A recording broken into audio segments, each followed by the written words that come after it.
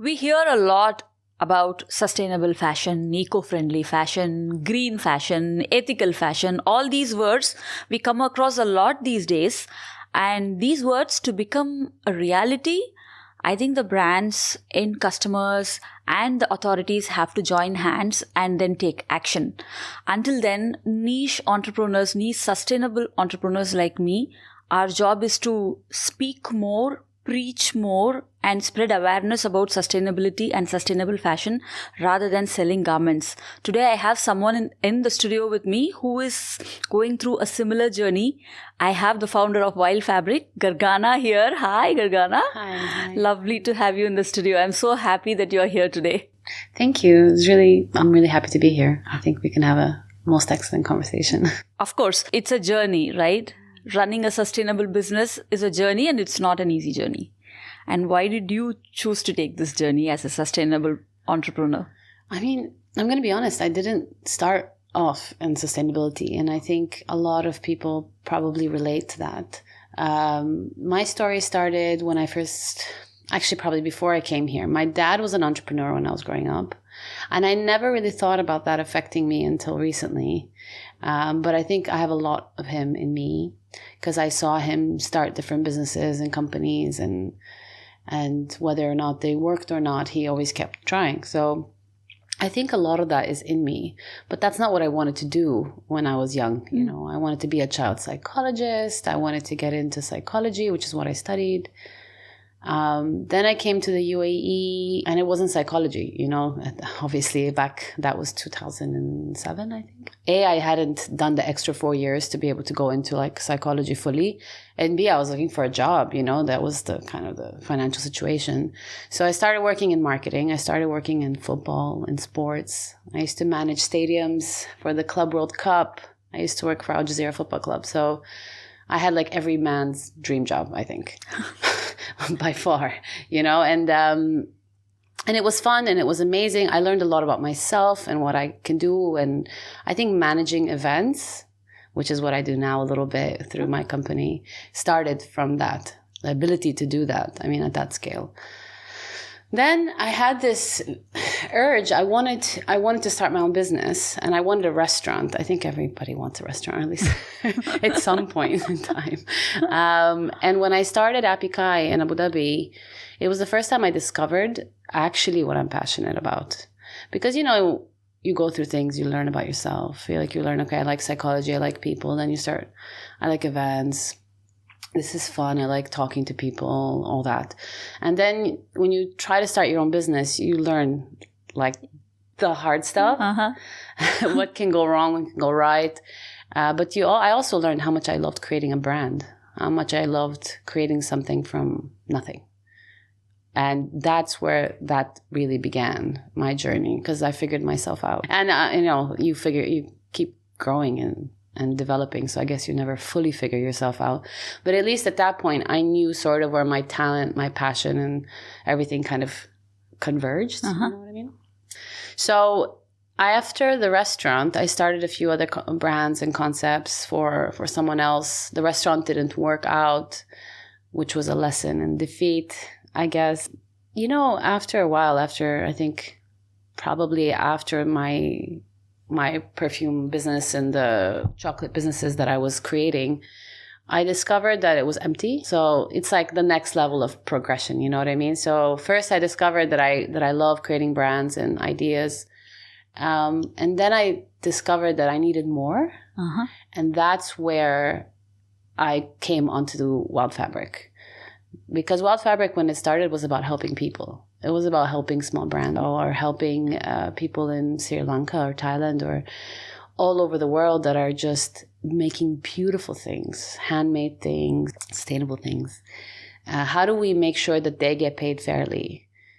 You know, we started Wild FabriK, the idea started during COVID, where all those people around the world, those craftsmen that are making money usually off tourism, they couldn't, right? Yep. And because they're selling their products at dirt cheap, they also didn't have savings, which is not fair. I mean, we all love going somewhere and getting something for $5, you know, but that didn't seem fair to me. So we started Wild FabriK with the idea, like, how do we get those people to sell things at a fair price? Not an expensive price. We're not like a luxury.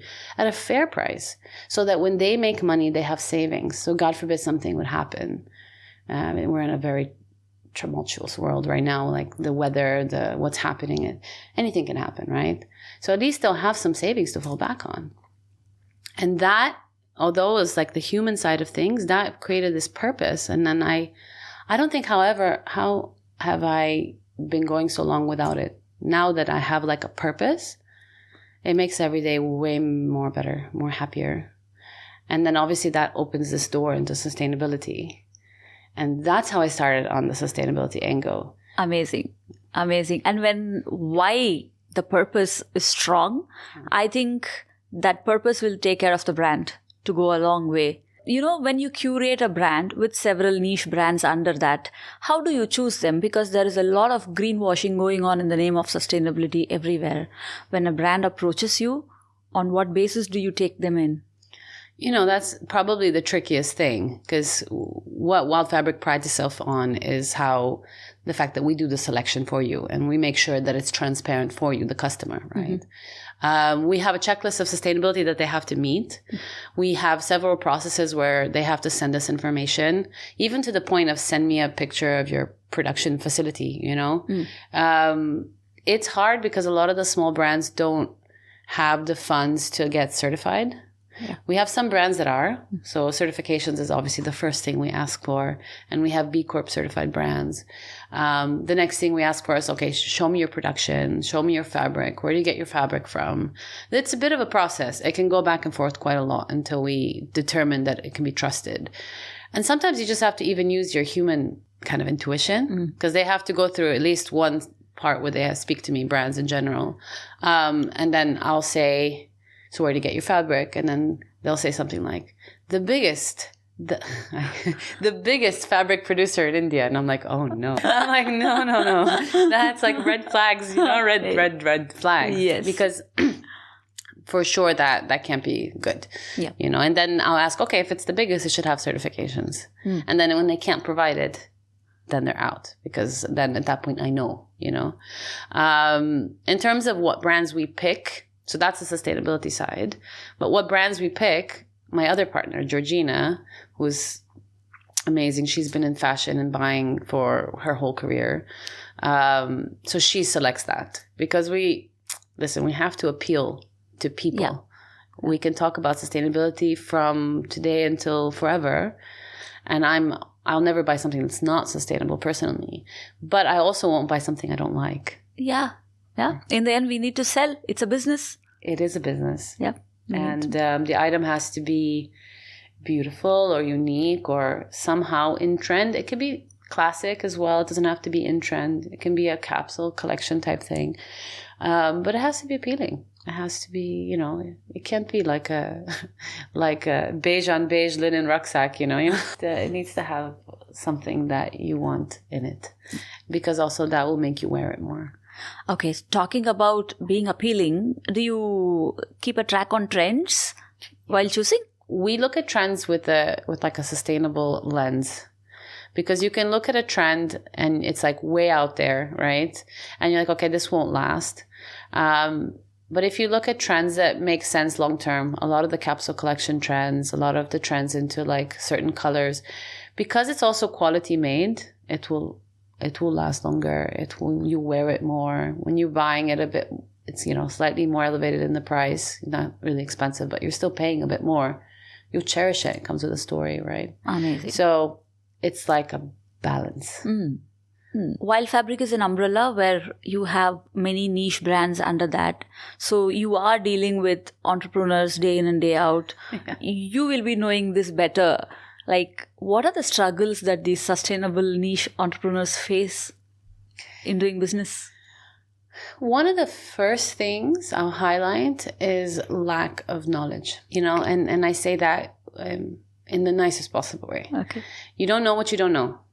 Yeah. I always say that, right? Yeah. And I feel like a lot of people jump into an idea without doing enough research on some of the business aspects of that idea. Like what's a line sheet? What is a lookbook? The fact that you need to have FOC items, that's how you promote marketing wise, and the fact that you need to do a sale every once in a while, a few items. These are business things. Yep. And I think a lot of people that start businesses don't really look into that. They follow a passion, and then they don't know what they don't know. And some businesses are more closed off than others in learning. Mm-hmm. And that stops them from growing. This is what really hits hard. Like when I talk to brands, I'm like, you have all the right things to grow, but you need this. And then, either they accept that and learn it and take it in, or they don't. And this is, it really depends on the brand, I think. Okay, now we are talking about brands, but what about customers? Do they have enough awareness about sustainable fashion? Do they know what we are talking about? Do they care enough? Because you are meeting customers as well day in and day out on your outlets and on your online store. How is the awareness in the market? The truth is, very few people would understand the full terminology. Even I get caught up sometimes, I get something new and it's like, this fabric is made from soy protein. And I have to be like, really? Soy protein? Isn't it a drink? Yes. And things are just rapidly growing, like so quickly developing, fabrics especially right now, that you don't know, right? Yeah. And as a consumer, you don't have time. You have your family at home. You have a bit, like maybe you have your own business, or maybe you work for a business. You're busy everywhere. How many seconds do you have to capture that information, right? So again, it goes back to our sort of initial, like, why would you want to buy something? Because you like it. And that is really the truth. If you like it, then you might, like as a more informed consumer, you might go through another checklist. I like it. Then it's like, what's it made of? Because I do that in my checklist. Who made it? And then if it kind of fills all three, I'll buy it. Some people just like it. Some people care, like, it's like several points, it's like, which one do I care about more? It's like, what's my mix? And on our website, that's what we try to do, right? So you can see, is this an ethically made product, or is this a sustainable fabric product? And then you as a consumer can choose, what are the things that you care about? The more we get informed, the more we start caring. And when we spoke about soy protein fabric, all these new technological innovations that come in the field of sustainability, right? As a person who travel extensively to explore these new things that come in the industry, for me, I'm not very sure about the durability, how the fabric will behave when I put it in the washing machine, how the fabric will behave, because these are new. Yeah. How long is it going to stay? Because we are talking about long-lasting products, yes, as sustainable products. But these new materials, you are not sure whether they will last long, or whether you can dye them, whether you can iron them, right? And also the availability of them, and sometimes they are super expensive for small brands to offer. So yeah, that is another struggle for small brands that I can add up to the list. I mean, it's definitely a struggle, but there's something to be said. There's information that I think brands don't realize their customers need. Most of the stuff that you said right now can be written down in the description of a product. If I tell you from all my brands who gives me that level of description, it's very few. And this is another, we talked about what do small, like entrepreneurs or brands can do better. That helps, right? They need to think about that from a consumer perspective.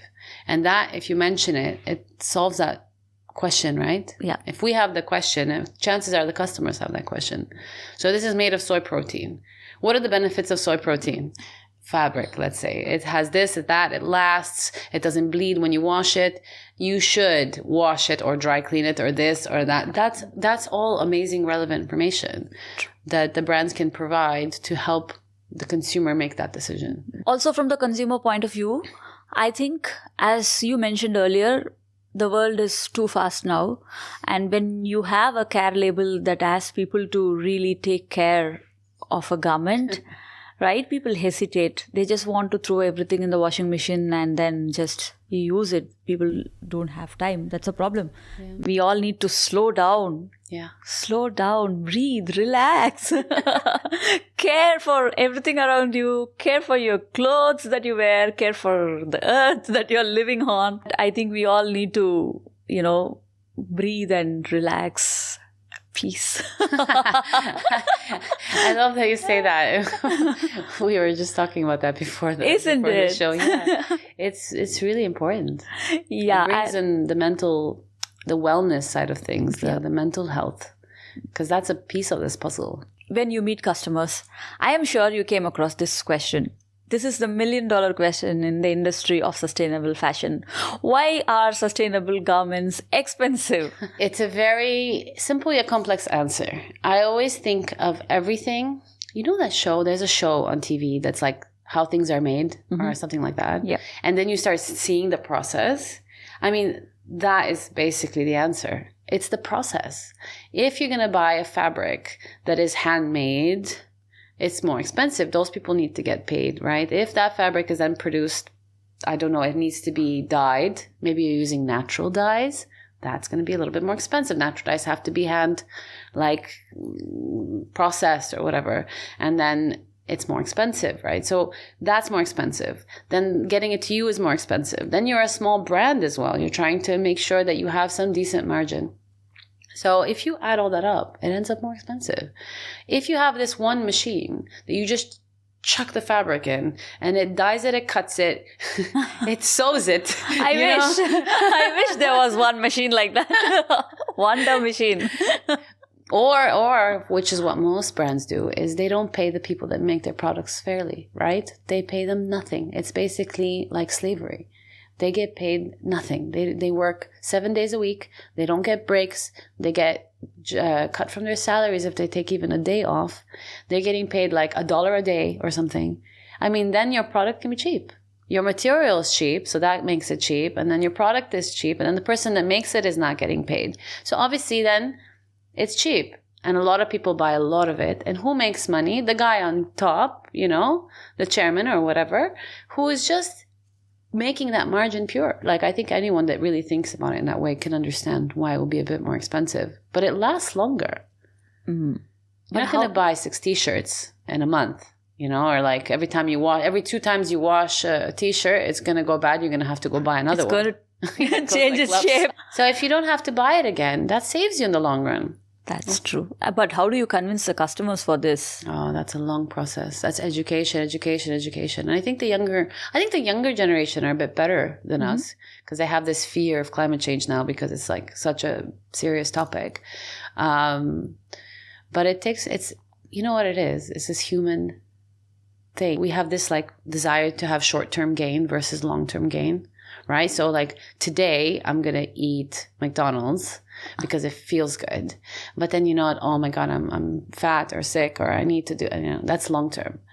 And it also comes with the slowing down thing. Because if you slow down, then you realize that the long term is better for you in every aspect of your life. Yep. From what you eat to what you buy to what you wear to how you are with people, right? Like, so this will take time, but there is definitely a growth in this. I think people are becoming more aware. I think as awareness grows and education is there, then people are starting to come around. It just will take time because it's a mind shift, no? I consider Mahatma Gandhi as one of the earliest sustainable fashion warrior because he was against mill-produced fabrics and he asked people to literally burn them off and then use only handlooms, khadi and all those things.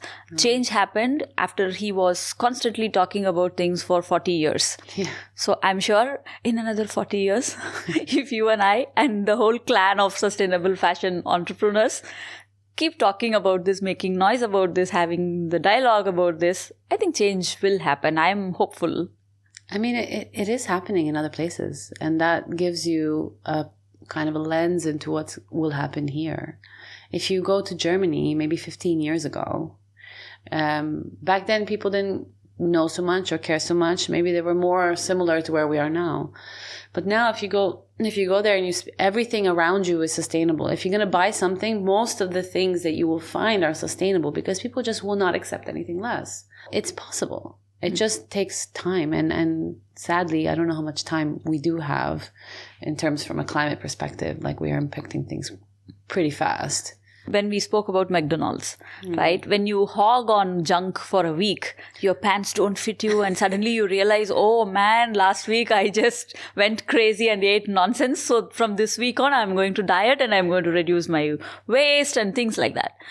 But the problem is, whatever we are doing in the name of fashion, right? The heat will not be felt by us. Who will be feeling the heat of the things that we have done is going to be the next generation. Yeah. And that's what we don't realize. It's not us. We will be remembered as the generation which wore colorful clothes and spoiled the earth. Do we have to be remembered like that is the question. And you are facing customers day in and day out. What are the questions that they ask you when you say this is a sustainable garment? What are the questions that you face? Why is it expensive is one major. Yeah, it's the main one. So why do I have to pay more? Or why does it matter? Or, I have, usually it's like, but I saw something similar, at H&M or Marks & Spencer or whatever. Why don't I buy that? It's like 1/4 of the price. And then I focus on quality. My questions usually, then my answer is rather go towards quality. This is a higher quality item. This is a natural item.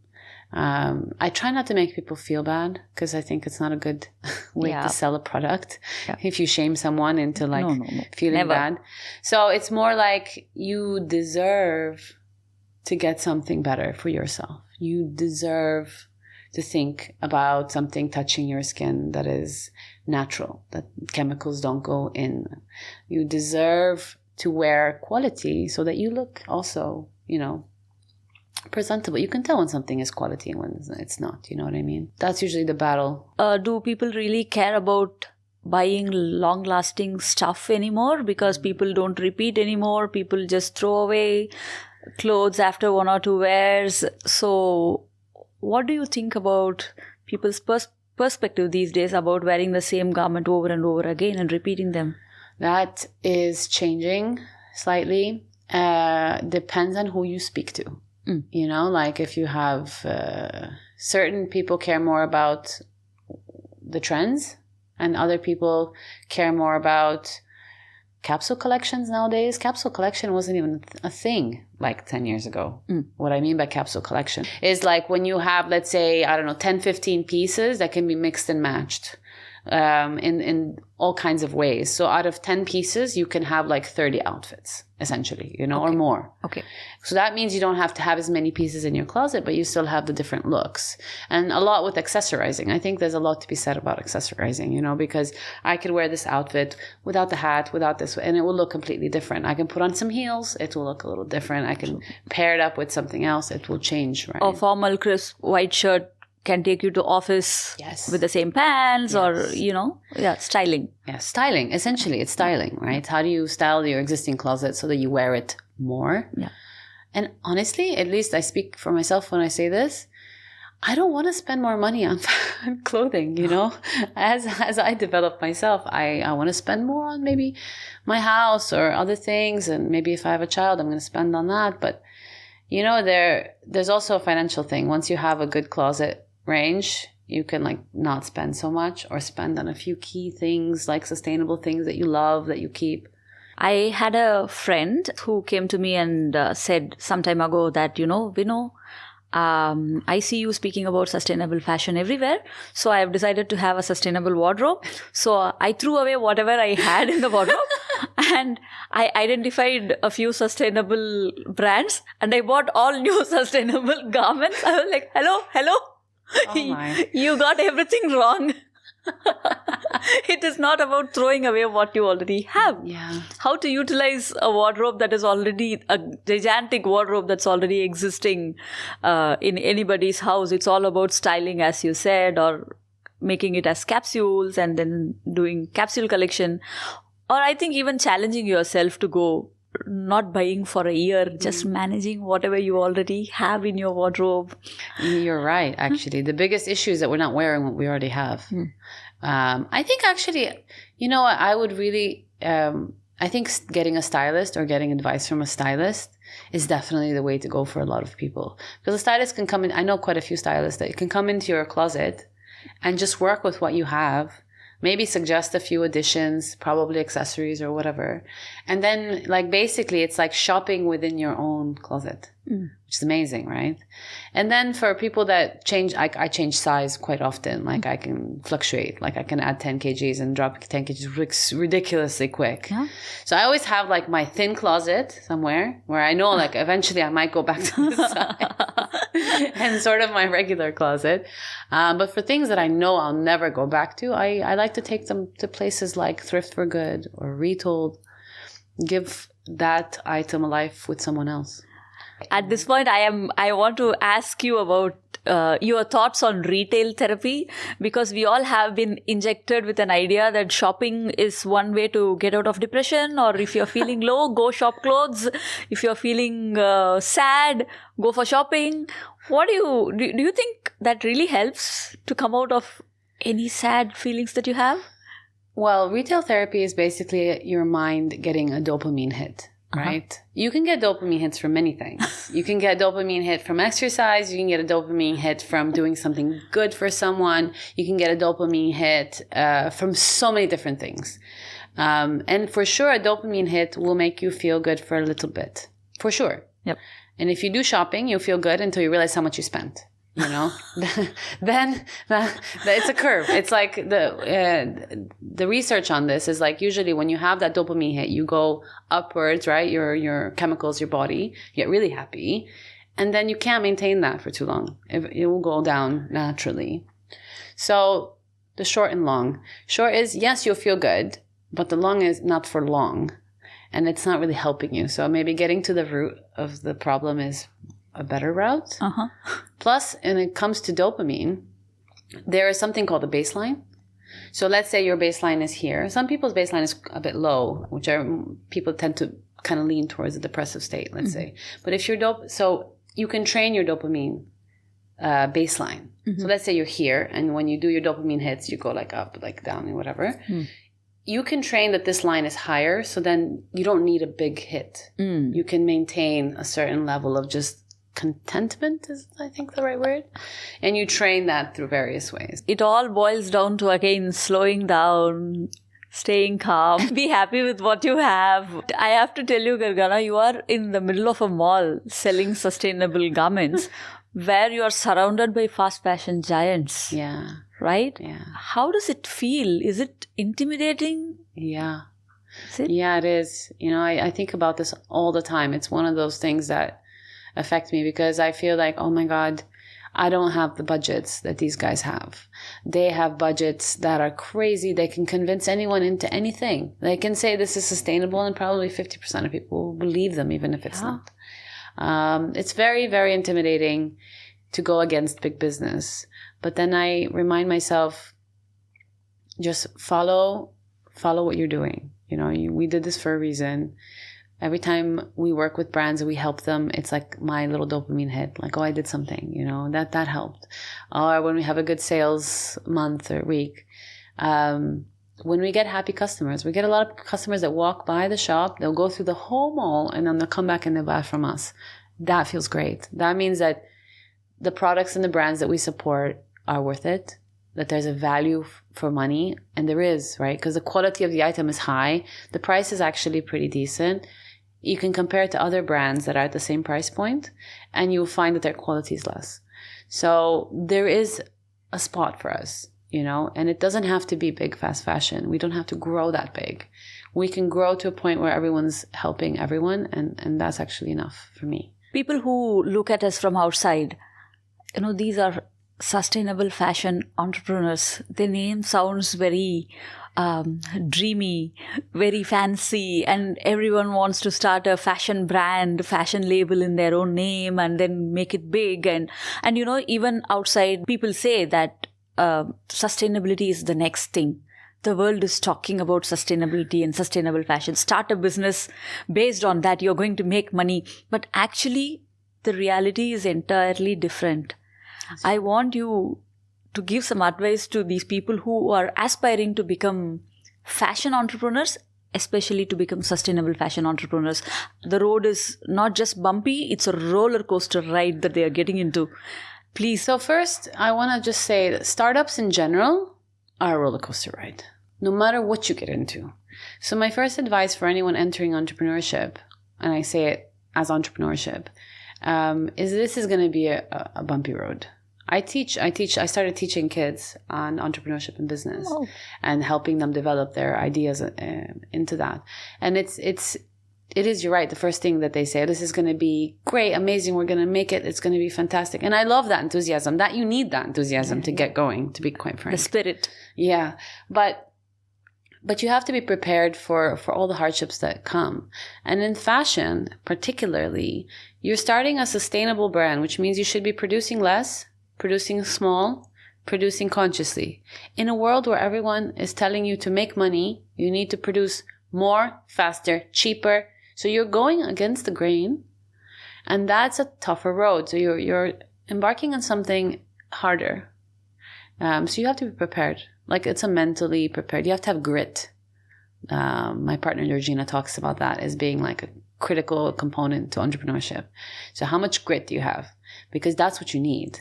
How many failures are you going to have? How many hardships are you going to have? And how are you going to stand up again and try again and find your way through that? I would also advise entrepreneurs to get help, to get mentors, to get consultants. They're not bad. Find someone that gets you, that can help you. We shouldn't be doing this alone. It doesn't work alone. If you don't have budgets, you need people. Or because if you have budgets, you can get people. Yeah. Like you can pay people. Yeah. But if you don't have budgets, find the right people, grow together, work together. That's why I love sustainable brands in a way, because they work with each other. Like, we work with each other. There's other brands that I work with. You understand the importance of support, togetherness, which in itself is super sustainable, actually. Amazing. Thank you so much, Gergana, for being here. It was lovely listening to you. Thank you very much. I really, really appreciate it.